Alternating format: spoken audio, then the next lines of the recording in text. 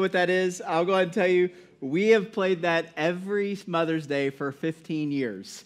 And we will not stop, okay? So just know if you come back next year for Mother's Day, you get treated to Mr. T again.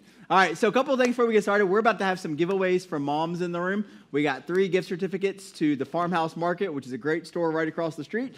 You will be able to find something you love there. If you did not get a red ticket on your way in, Jacqueline and April are back there. So just raise your hand or go see them, and they will get you a red ticket. Because we'll do that in a second. I've got a lot of announcements to make, so pay attention as well. The biggest one, and this is the not fun one, so I'm going to go ahead and tell you. So if you've been around Journey very on, and if you're new or you're just here because your mom was like, come to church today, just put earmuffs on real quick. You guys know what earmuffs are?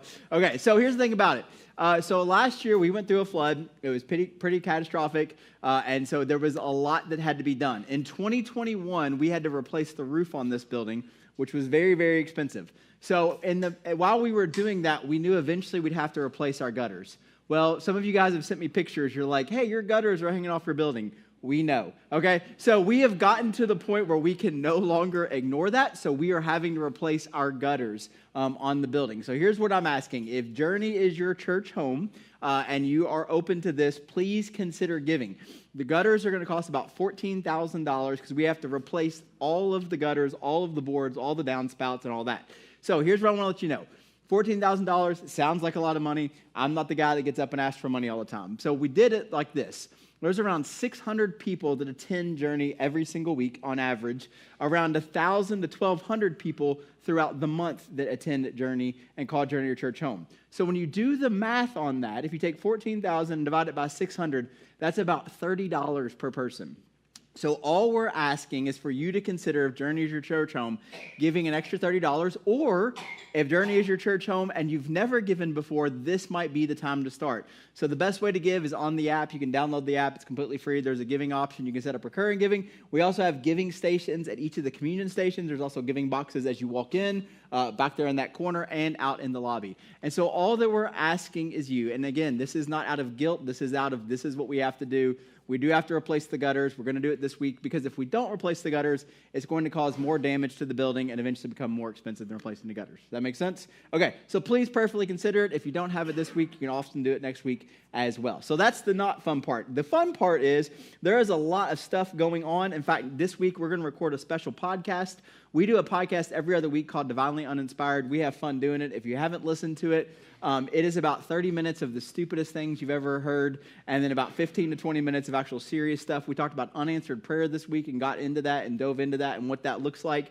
But we're also going to do a special 10-minute podcast this week just talking about everything coming up this summer, and we would love for you to check that out, especially if you have kids, middle school, high school kids, all that stuff. Got a lot of stuff coming up. Also, this week was Teacher Appreciation Week. And we love our teachers here. We have a lot of people that attend Journey that are in the BCPS system or in different school systems.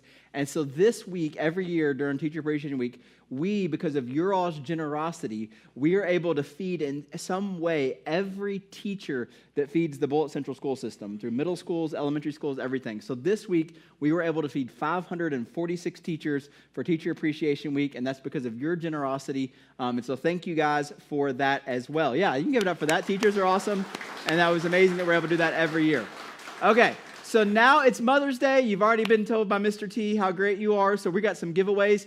If you didn't see it on the way out, so we got Sweet Shop, which is across the street. Every mom, mother-to-be, mother figure, stop by that table, get a free ice cream, take your kids over there, eat the ice cream in front of them, remind them that you're the mom and they're not. But it is, I don't like ice cream, and that is the best ice cream. So go over there, Sweet Shop, get that. We have a ton of those. Take those. If your mom's not here, take her a gift card and give it to her later. All right, so we are going to go over the tickets. We're going to try this our best. I didn't bring my readers up here again, so we're going to have fun with these numbers. Oh, my gosh. All right, thank you, Chad. Chad did this last time. I said I was bringing my readers, and he's older than me, so this is bad. All right, what's the first one? All right, last four is 1434. 1434. 1434. Raise your hand if you are 1434. Going once? Is there a name on the back? No. 1434. All right. So 1 is a stick. A 4 looks like this. A 3. Okay. There you go. We'll try it again. All right. All right. Last four, 1449. 1. 1449. All right, Tracy. All right. April's got your gift card to the Farmhouse Market. That seems a little weird because Brant owns the building, but we'll just keep riding with it. All right, here we go. Oh, we had the first. All right, there you're back there. Perfect. All right, so we just need one more. So this is the last one. Big 1293. 1293. 1293. Back in the bag. All right, there you go. Thank you guys. Thank you, Chad. All right.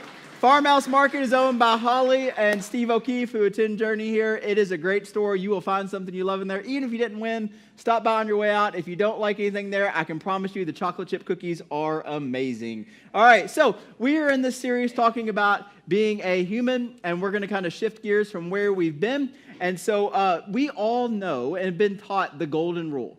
In fact, on Mother's Day, the reality is for a lot of us, it was our moms or grandmothers that told us about this rule.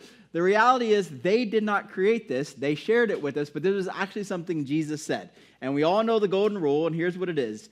Do unto others as you would have them do unto you. Here's what this means.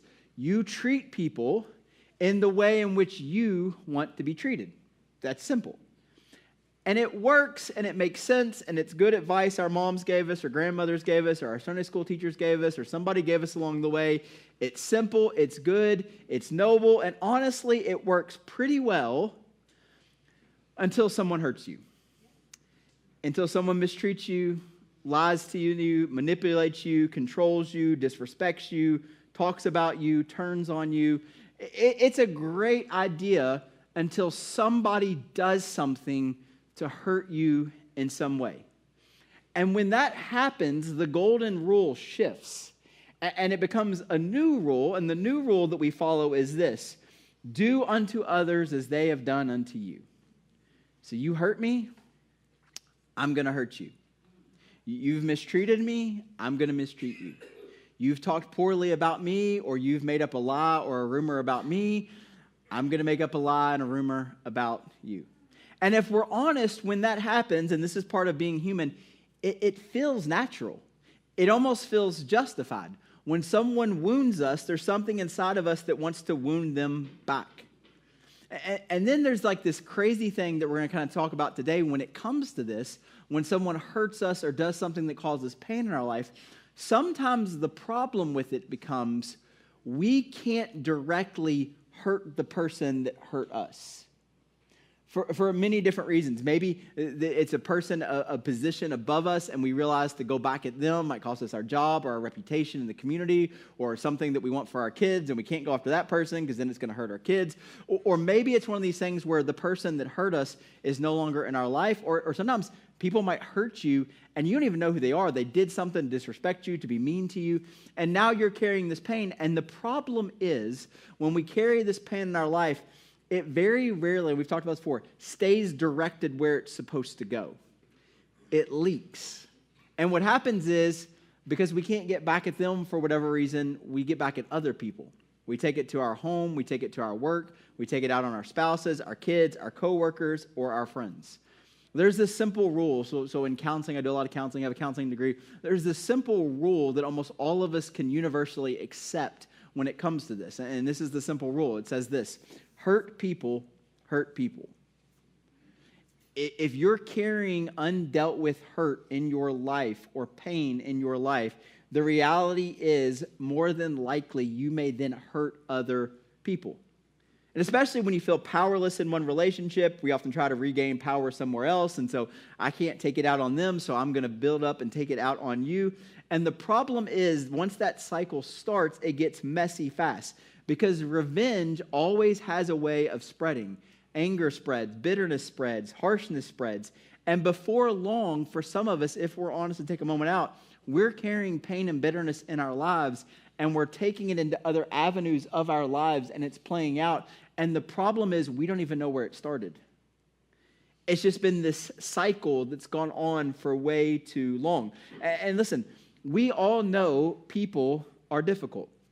We all know, and we all know mean people in our lives. We all know insensitive people in our lives. We all know unpredictable people in our lives. We all know manipulative people in our lives. And if we're not careful, the things those people do begin to shape who we are. Because it's not difficult to become harsh with someone who's harsh. It's not difficult to become cold towards someone that's cold. It's not difficult to become mean towards someone that's mean. And the problem with this is that eventually, if we're not intentional about our choices that we make in response like this, we become the very thing we dislike about that person. They're mean, so I become mean. And the very thing that I dislike about them is now something in my life. And the bigger problem is this, is that, we talk about becoming even with somebody, like we're going to become even, getting back, I'm going to be even with this person.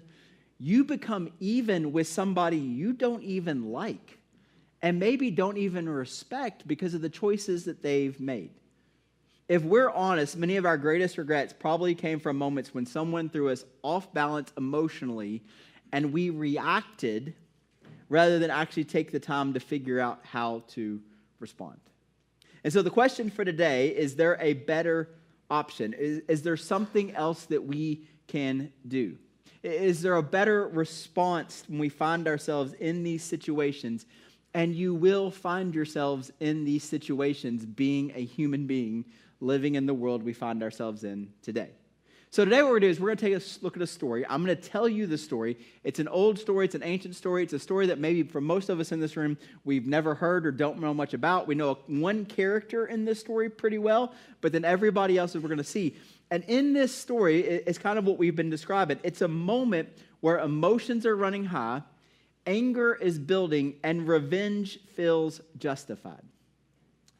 And then one person steps in, and in their wisdom, in their restraint, and in their courage, they keep the situation from escalating and becoming something that's destructive to everybody involved. And before we get into the story, just so you know, the hero of this story is a woman. A woman that felt like she probably didn't have much power over the situation, but what she does in her wisdom and insight changes everything. So most of us are familiar with the first character. His name is David. He eventually becomes King David, the greatest king of Israel to ever live. But most of us, the first introduction we get of David is David, the shepherd boy. And we know David because David is the teenage boy who marches down in the valley of Elah, and he takes on Goliath when no one else would. He takes his 3 little rocks that he got out of the creek, he puts them in his sling, and he goes on and he takes on the man killer that nobody else would because he believed that God would give him this victory. This is how the story begins. And because of this, David becomes a national hero. And what we find is this isn't an isolated event. We don't realize this sometimes if we don't read it, is that David didn't just become like, oh, David got lucky with a slingshot. What we find is that David himself in his inner being is a warrior. And so what happens is he becomes this national hero, not only because of Goliath, but actually he becomes a national hero because he partners with Saul, King Saul at the time, becomes one of his main generals and one of his people, and he becomes this person that is in battle unbeatable. And so this legend of David starts to grow, not just as David, the boy that killed Goliath, but now that he's more involved in what's going on, people are starting to revere his wisdom and his guidance, his leadership, and revere him as a warrior. And then there's this other piece. He's also been promised that one day he will become the king. And so King Saul, he brings David into his fold. He makes him one of his military leaders and all this, but he starts to see the reputation that David is getting, and he's a jealous man, and so this makes him jealous of all the respect that everybody is giving David. And King Saul is smart enough to know you keep your friends close, and sometimes you keep your enemies even closer. And so he realizes that David might be a threat to his power and influence in Israel. And so Saul, you got to read the story. And we're going to actually do a series on David in the fall so you can read ahead. But what he does is he decides he's actually going to kill David. The problem is he can't kill David. David is too smart and too wise and too much of a warrior for this to happen. So eventually he just banishes David from the land. And David becomes a fugitive. But what Saul doesn't realize is that David has already gained the respect of so many men, and so many of Israel's greatest warriors that these 400 men, they go with David into this isolation, and they follow David, and they would give their lives for David, and they would do anything for David. And so all of a sudden, he's a fugitive, but he's also got a small army. And nobody, including Saul, knows that they can defeat David and this army of mighty men. And so he's got this tension point, and here's the point. He's already been promised that he's going to be the king. The people love him. The army loves him. These men love him. He's got this reputation, but here's the problem. He can't do anything about Saul because he knows it's not in God's plan for him to just go kill Saul and wipe him out. And so he's stuck in this tension, and in some ways maybe he's got this anger building up inside of him where he feels like he's been robbed because he was supposed to be this, and now he's a fugitive in isolation. And so he carries this tension, this weight, and I would even argue this pain deep inside of him, but he doesn't know what to do with it. So in 1 Samuel chapter 25, and Samuel is kind of David's biographer and tells his story, we get introduced to another guy named Nabal. Now, Nabal is in this area of Carmel, and Nabal is a wealthy farmer and shepherd. In fact, it said that he had 1,000 goats and 3,000 sheep. Now, in our culture today, if we want to try to impress somebody, we'll be like, look at my car, look at my house, look at my boat. Back then, you'd be like, you got to check out my sheep, all right? I got 3,000 of them, right? This is a status symbol. It doesn't sound impressive to us, but it was impressive in their time.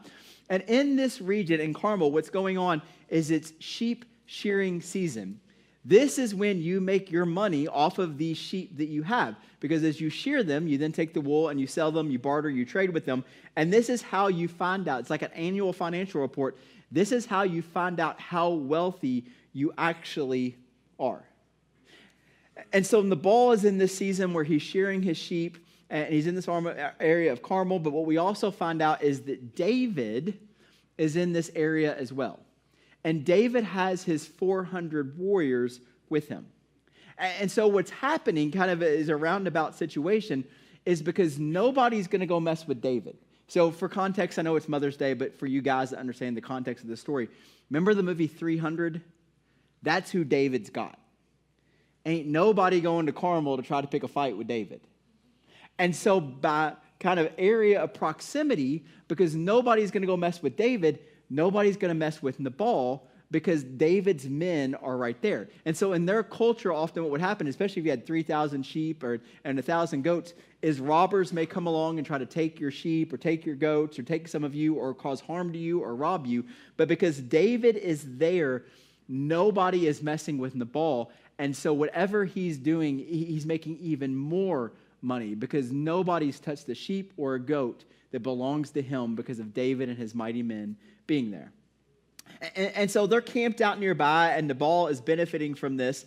And so David knows, because he was once a shepherd himself, remember, he knows that sheep shearing season. And so he kind of says, okay, like Nabal is really kind of profiting from us being here. And everybody kind of knows, and we're going to see later in the story, that nobody's going to come mess with him in this region because we're here.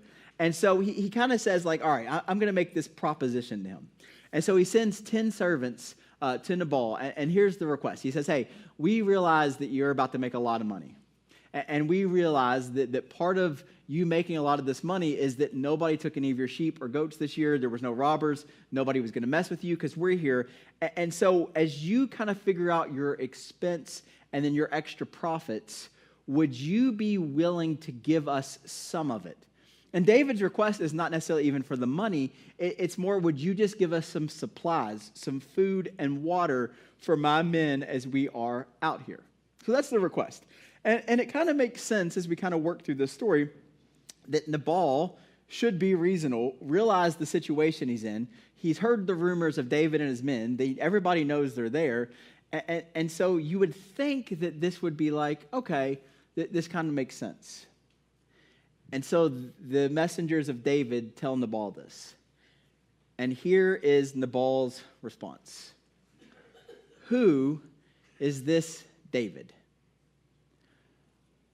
Not the right response. Everybody knows who David is. Not only is he the man who killed Goliath, he is the man that they've now started to write songs about. Yeah, Saul is a mighty warrior, and he's killed his thousands, but David's has killed his tens of thousands. They're starting to write songs about how David is this warrior that no one wants to mess with, and definitely nobody wants to touch his 400 mighty men. He is feared and revered by all. And Nabal says this, who is this David? Who is this son of Jesse who's broken away from the king? He's a bandit. He's a fugitive. He's a nobody. He's an outlaw. I did not ask for his help. I didn't need his help. I don't owe him anything. You go back and tell him what I have said. And so David's men, they turn around and they go back to David. And when they arrived, the Bible tells us, it says, they reported every word that Nabal had said. And so here's David's response. Well, that makes sense. Oh, okay. Better luck next time. That is not David's response. David immediately looks to his 400 warriors and says this, each of you strap on your sword. We're going to deal with this right now. And so they did. And David did as well. And 400 of the mightiest warriors you could possibly even imagine mount up, and they are going to go to Nabal and his farm and his shepherds, and they are going to handle business. This is going to be a massacre. This is also an overreaction, a gross overreaction of epic proportions. But I get it, right? We feel like someone disrespected us. We feel like someone mistreated us. We feel like, hey, I've done this for you, and now I'm asking this simple favor, and you're just going to shut me down? And so this is what happens in all of us, not just David. When someone has wronged us, when someone's been mean, listen, when we feel like we have to get even, when we feel like that they've disrespected us, listen, I hate to tell you this, okay? It is almost always an overreaction. I mean, Nabal wasn't right. He should have put some respect on David's name, but he didn't. And so now these 400 warriors, they're mounting up, and David starts to do this thing like where he's like, he's like kind of building himself up, and he's amping himself up. Because, again, remember, and we'll talk about this in a minute, I don't even think it's Nabal he's mad at. In the back of his mind is always Saul, who's disrespected him, who's taken from him. And now he can't go after Saul, but I can go after Nabal. And so he's like building himself up. He's got his AirPods in. He's listening to Mini Men by 50 Cent. Like some of you will get that, some of you won't. But like he's ready to go. And he's even talking to himself. Samuel records this. David says this, it's been useless all my watching over this fellow's property in the wilderness so that nothing of his was missing. Like he's making this like, dude, I did all this for this guy. And what has he done for me? He has paid me my good. He has returned it an evil. And then David does something that we're going to come back to in a minute when we get a response from somebody else. He does something that is the temptation of so many people when they've been wronged. He brings God into it, as if what he's about to do is something that God would want him to do, to slaughter innocent men and potentially women.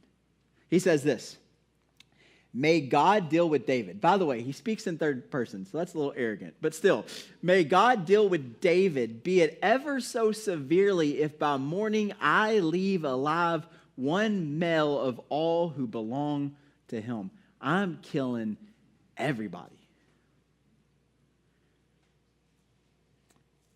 I mean, Nabal should never have done that.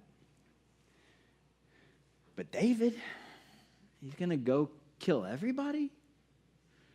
Because the guy wouldn't give you a little bit of food and water?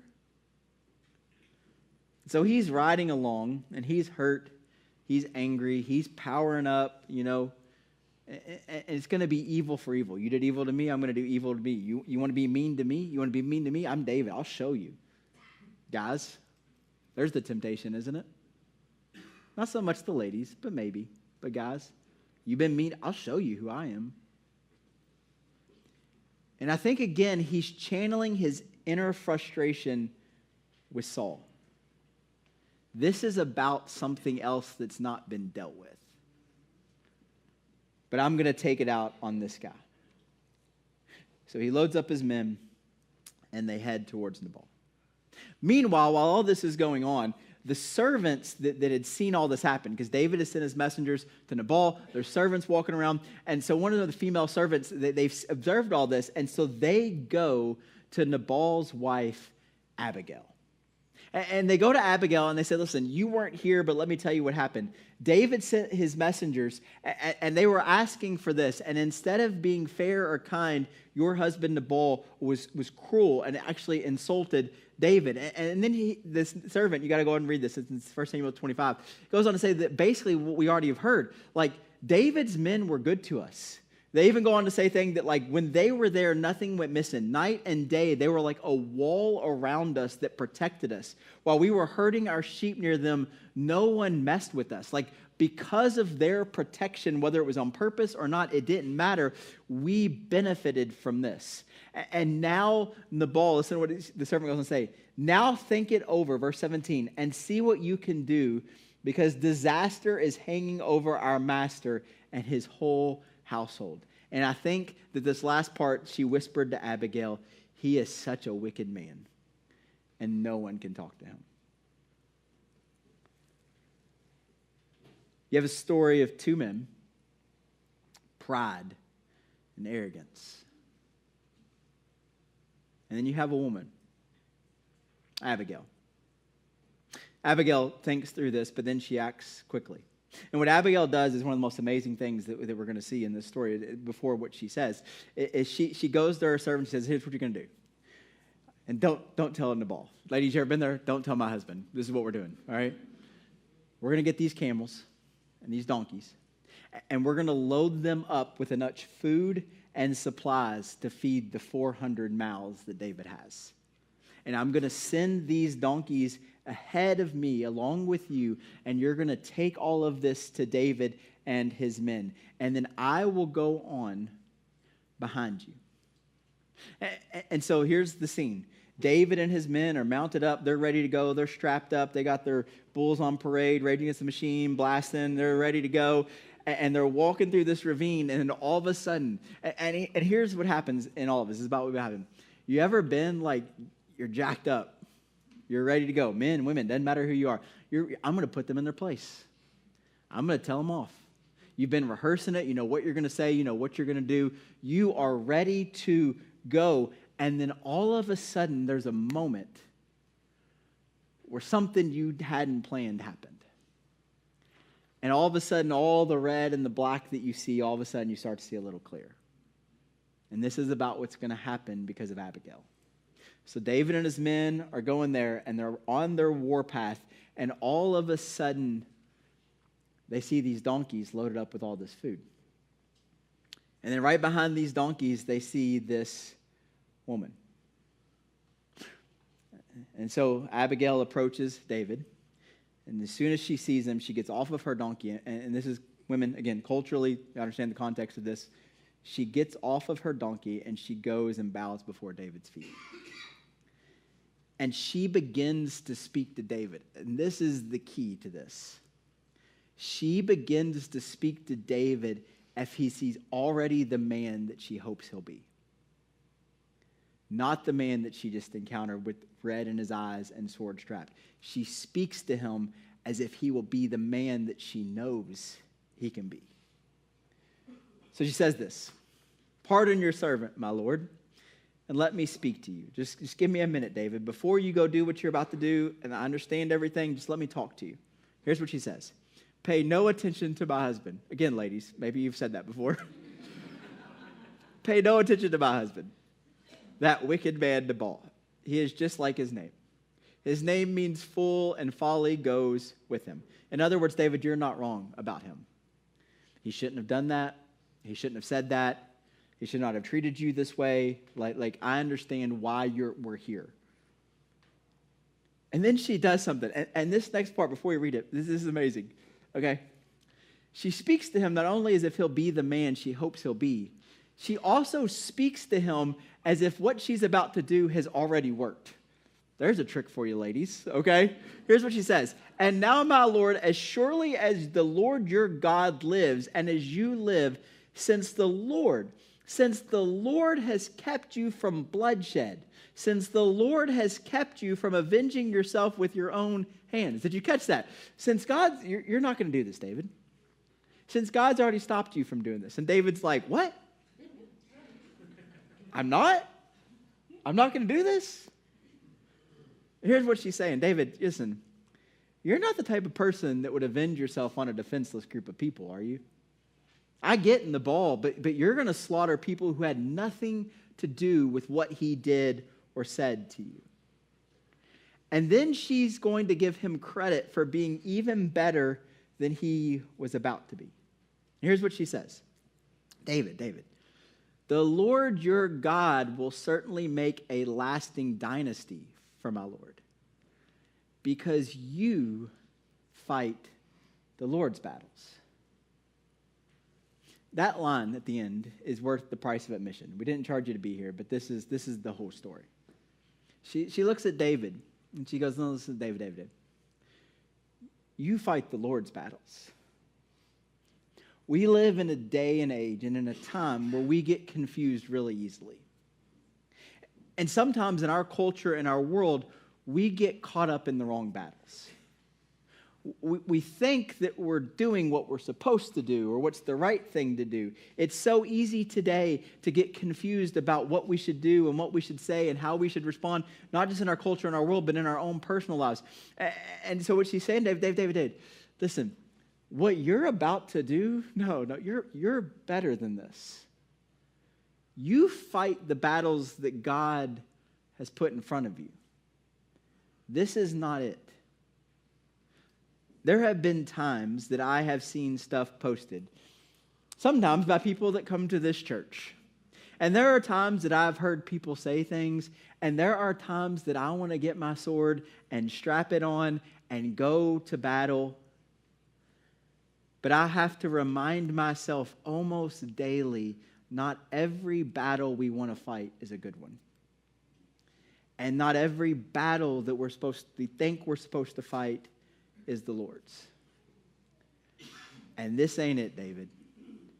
This isn't it. She ends it by saying this.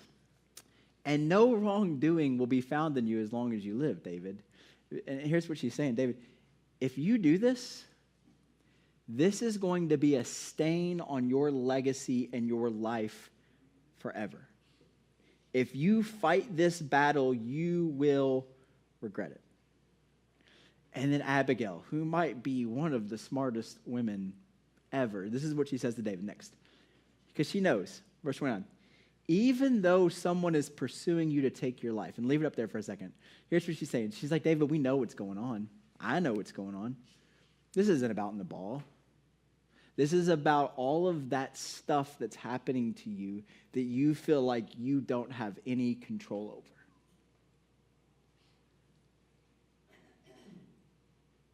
And then she says this, and she's so smart, verse 29. But the lives of your enemies, he, being God, will hurl away as from the pocket of a sling. And she taps back into David's early years. David, I know who you are. You are that shepherd boy who walked down to that creek, got those 3 stones, and faced a giant nobody would face because you believed that God would give you that. And you were faithful. Remember your past, David. You weren't a warrior then. You weren't equipped for battle. You didn't have a sword. You just did what God wanted you to do. And David, what you're about to do is not it. You don't need to return evil for evil. And then she does something again that's brilliant. She speaks into his future.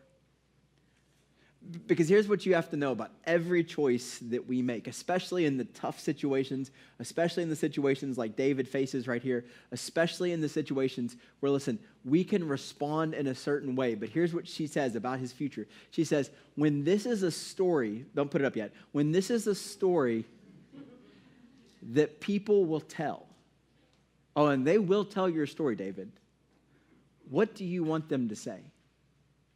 And that is the question not just for David, that is the question for every human being. When they tell your story one day, and they will, people will talk about what you're about to do. People will talk. It may not be like David, where for thousands and thousands of years, people are reading about it and preaching, but the people that know you, the people that are connected to you, they will tell the story. And the question is always, and it's your choice, what story do you want them to tell? Here's what she says. When the Lord has fulfilled for my Lord every good thing he promised concerning him, as appointed him ruler over Israel, my Lord will not have on his conscience the staggering burden of needless bloodshed or of having avenged himself. One day, David, they are going to write stories about you and songs about you, and 3,000 years in the future, a bunch of Gentiles in Shepherdsville, Kentucky are going to be sharing your story.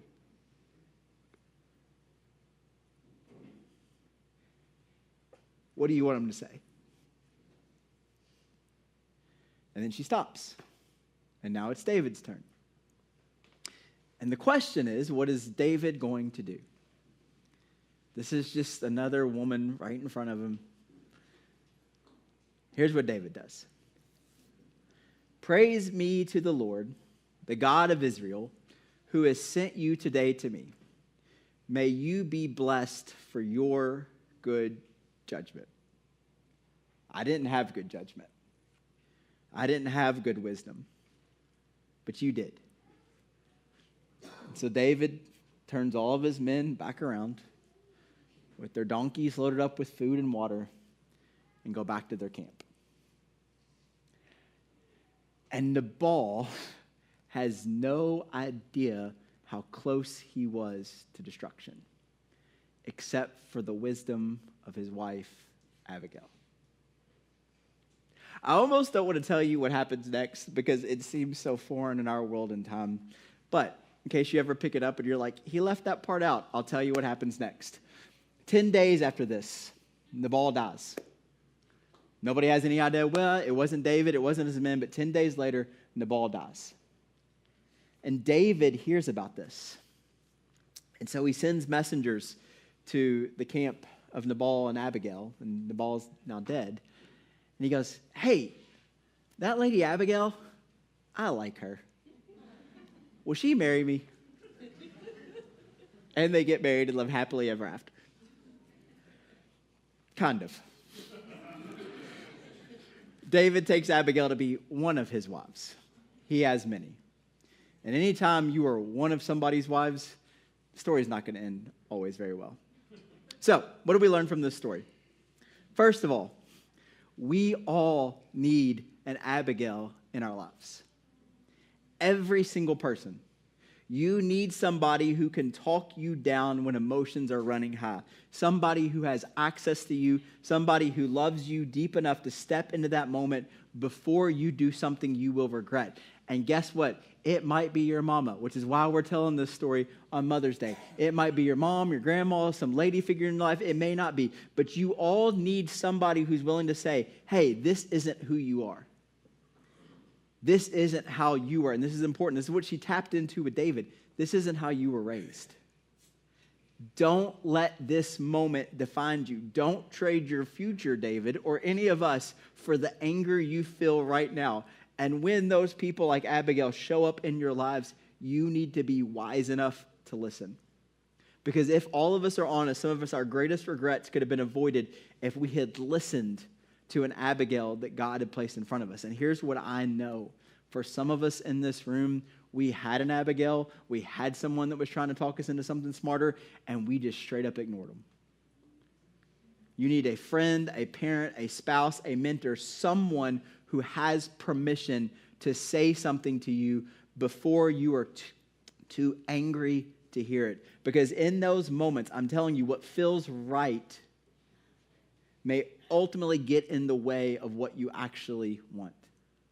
And that's what Abigail understood. She stepped into a moment that was spiraling towards destruction, a moment fueled by pride, insult, anger, revenge. And instead of adding fuel to the fire, she brought peace. Peacemaking is not a weakness. It is the courage to step into conflict and absorb the tension instead of multiplying it. In the world that we live in, every single person knows how to throw gasoline on a fire. Very few people know how to bring water. And when Abigail stepped into it, she just didn't save herself. She saved her entire household, and she protected David from becoming someone he did not want to become. Because revenge was about to write David's story. And isn't that true of us? If we're not careful, hurt and pain will start writing your story. Bitterness will start writing your story. Anger will start writing your story. And before long, the hurt you have experienced will become the story. Here's the contrast of characters in this story. I love this. Nabal was irrational. David was predictable. Abigail was remarkable. She interrupted the cycle. And for those of us that follow Jesus, 1,000 years after this story, Jesus will come onto the scene, and Jesus will call us to follow him. And following Jesus means we refuse to let evil shape who we become. Jesus says, love your enemies, pray for those who mistreat you, do good for those who would never expect it. And all of that sounds impossible. I get it, because our natural response is I'll treat them the way they treated me. But Jesus calls people to something higher. He calls us to treat people differently, not because it instantly changes them, but because it keeps hatred and bitterness and eventually regret from taking root in our lives and writing our story. Because when you respond differently, when you choose grace over revenge, peace over escalation, wisdom over reaction, you break the cycle. And sometimes you have to realize that you're not doing it for that person. Sometimes what you have to come honest with is by breaking the cycle and not choosing what I feel like in my nature as a human being I want right now, I'm actually doing it for me. For my heart, for my soul, for the kind of person I'm becoming, and for the story that I'm writing, not only for myself, but parents, for the story you're writing for your children. I don't want pain to decide who I become. I don't want anger to control my future. Don't write the predictable story. Write an amazing story. Peacemakers do something different. They step in, they absorb, they point people toward wisdom. And so here's my challenge. Listen, Jesus says, you want to know how you become children of God? That's what we want to be. He says this in his famous verse. Blessed are the peacemakers, for they will be called the children of God. And here's what I know about the world we live in. We need way more peacemakers. So be a peacemaker. Be an Abigail. Find you an Abigail if you aren't an Abigail who can speak into your life if you don't have one. Because listen, what Abigail does, and this is the call for us, while everyone else is escalating, they're healing. While everyone else is reacting, they are redeeming. While everyone else is writing stories of revenge, peacemakers help write stories of grace. And in the world that keeps teaching us to hit back harder, get louder, and make people pay, maybe one of the most powerful things a follower of Jesus can do is step into the chaos, be like Abigail, and bring peace. Let's pray. Father God, we love you and we thank you, God. I thank you for this story. I thank you for the wisdom of women like Abigail who've stepped into stories. And it's not always men, but history does say a lot about it, of men that carried pride and arrogance. And maybe for many of us in this room, that's our story. People, women, people and men and people like Abigail who stepped in, who helped us write a better story, who stepped in and spoke wisdom into our lives and peace into our lives and peace into our moment. God, we all carry regret in our life. And God, we all need people that will help us not continue to make more regrets. And so give us those people in our lives. Give us that wisdom through your Spirit in our life, God. And for many of us in this room that maybe have had things happen in our life, God, at some point, God, help give us the wisdom and the people to walk beside of us and make it to where pain and anger and hurt is no longer writing our story. So God, give us the grace we need, the mercy we need, the peace we need. Give us the people we need in our lives to speak into our lives. God, give us the wisdom to give people permission to speak into our lives.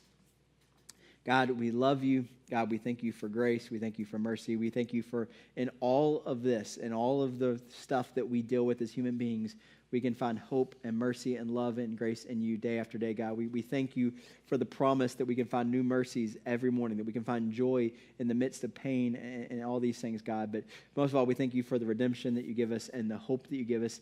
And no matter what we've came in with, the chance that tomorrow can be different than today. So, God, we love you and we thank you. In your son's name we pray. Amen. Every week we come to this time where a couple things are going to happen. We're going to go to a time of communion, which is just this moment we stop and we reflect and we think about the goodness of God and what he's done for us. It's also a time of worship, and so the band's going to lead us in some songs. And then lastly, the other thing we offer now is if you go back in that room, right out that door there in the back, there are people back there that will pray with you and talk with you. Maybe for some of you, that might be an Abigail moment where somebody can pray with you and talk with you and help you see things a little differently. So we offer that every week. And so if you need prayer, someone will pray with you and talk with you. So all that we ask as we go into this time of worship is you respond accordingly. Sorry.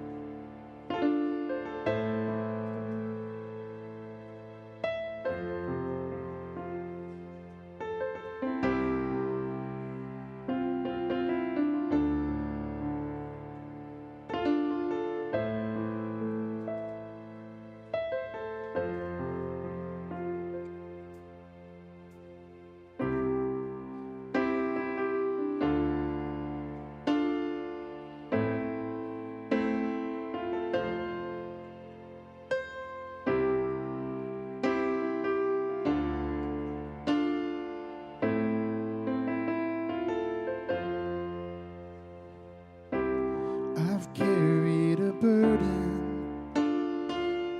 for too long on my own.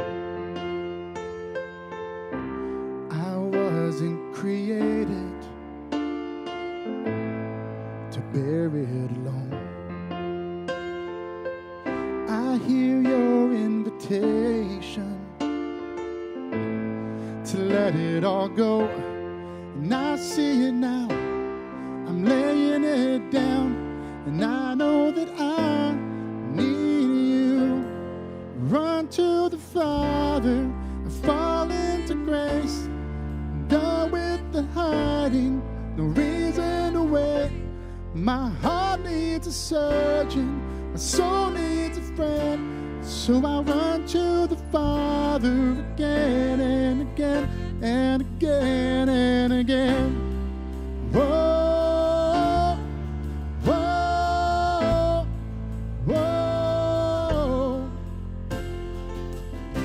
You saw my condition, had a plan from the start. Your son for redemption, the price for my heart. I don't have a context for that kind of love. I don't understand, I can't comprehend. All that I know is I need you. I run to the Father, I fall into grace. I'm done with the hiding, no reason to wait. My heart needs a surgeon, my soul needs a friend. And so I run to the Father again and again and again and again. Whoa, whoa, whoa, again and again. Whoa, whoa, whoa. My heart has been in your sight long before my first breath, running in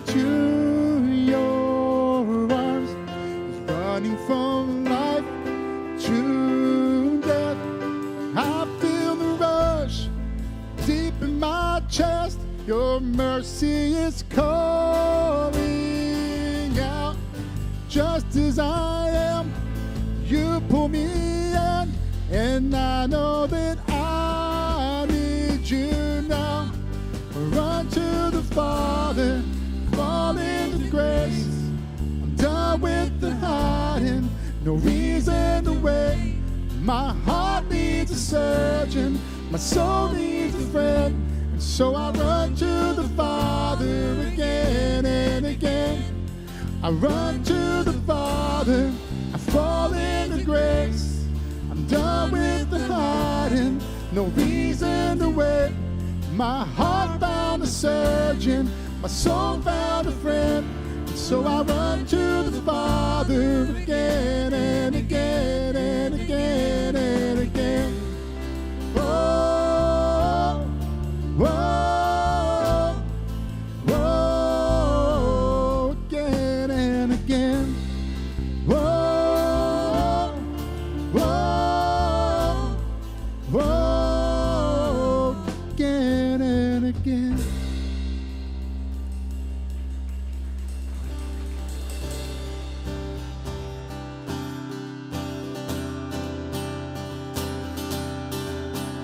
I was buried beneath my shame.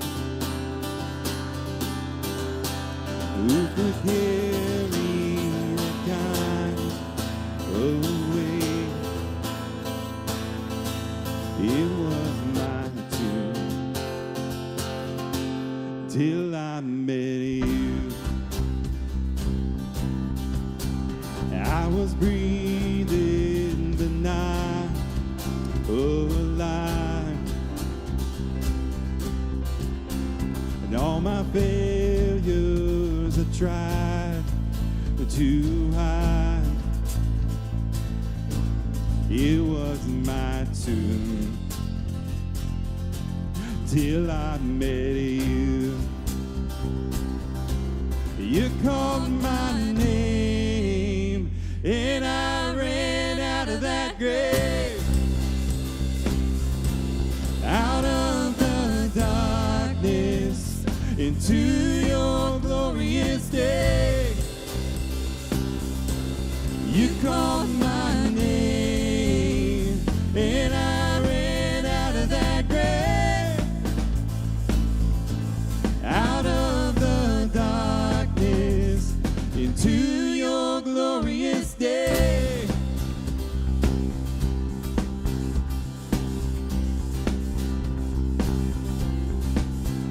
Now your mercy has saved my soul.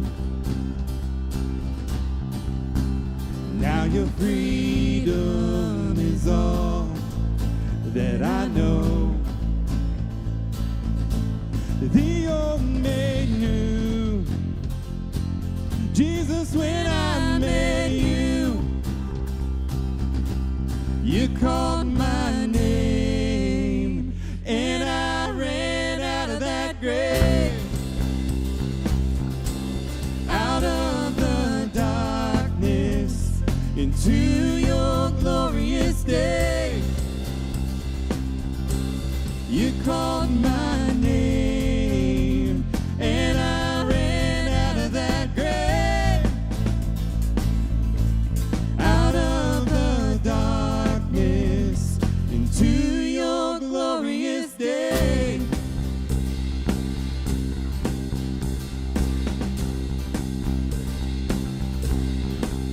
I needed rescue, my sin was heavy. Chains break at the weight of your glory. I needed shelter, I was an orphan. Now you call me a citizen of heaven. When I was broken, you were my healing. Now your love is the air that I'm breathing. I have a future, my eyes are open, 'cause when you call my name, I ran out of that grave, out of the darkness,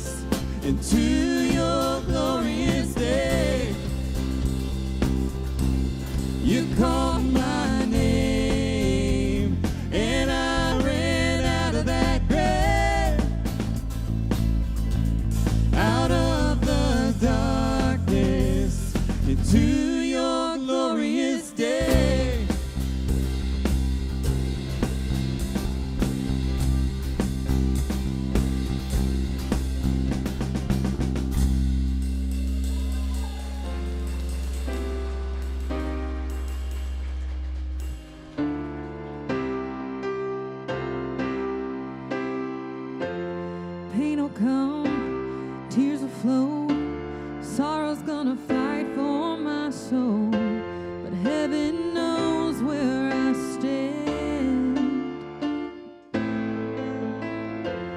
Rains will pour, winds will blow, floods are gonna rise, oh I know, but hope ain't built on sinking sand.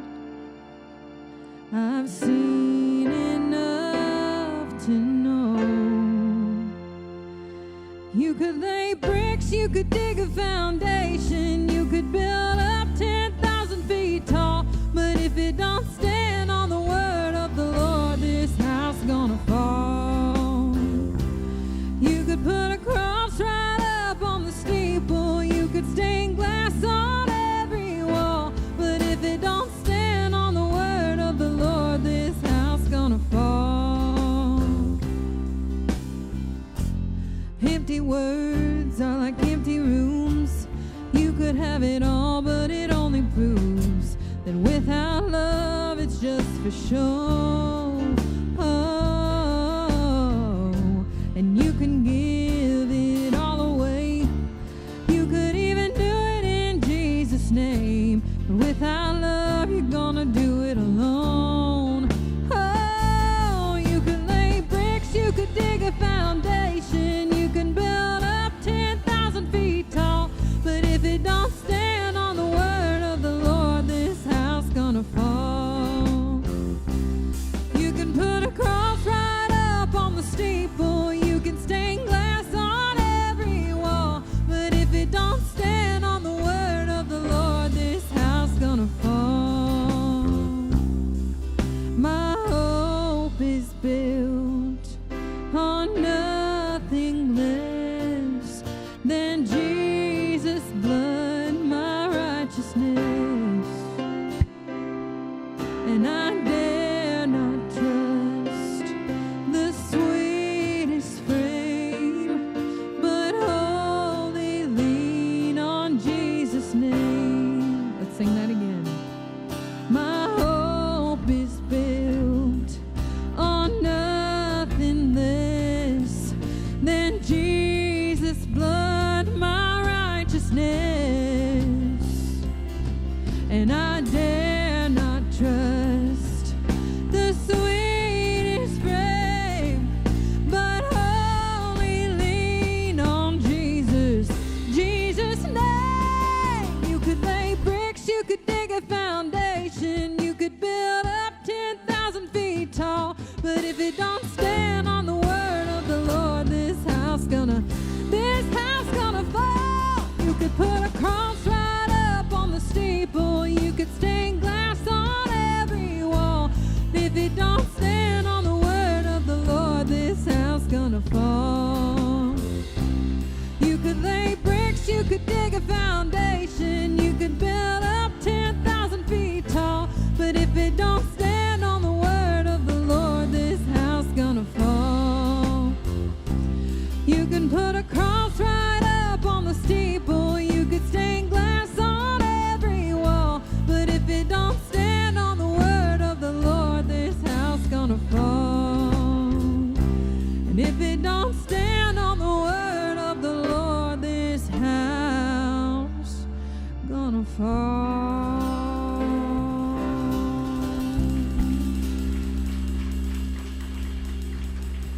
You all sound absolutely beautiful this morning, and I'm so happy that we got to be here to worship together. I hope you have a beautiful week and a happy Mother's Day.